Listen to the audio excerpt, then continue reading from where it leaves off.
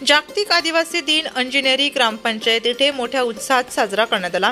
या प्रसंगी विविध स्पर्धा, गाण्याचा कार्यक्रम प्राथमिक शाळेत संपन्न झाला।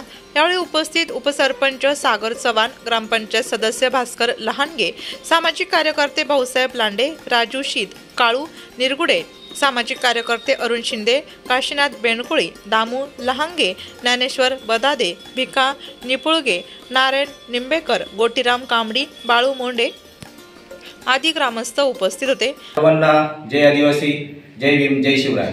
आज 9 ऑगस्ट जागतिक आदिवासी दिनाच्या अंजनेरी ग्रामपंचायतीच्या वतीने सांस्कृतिक कार्यक्रम तसेच सर्व महात्म्यांचं पूजन करण्यात आले आहे। तरी मी अंजनेरी ग्रामपंचायतीच्या वतीने सर्व ग्रामस्थांना, सर्व तालुक्यातील आदिवासी समाजाला मी शुभेच्छा देतो।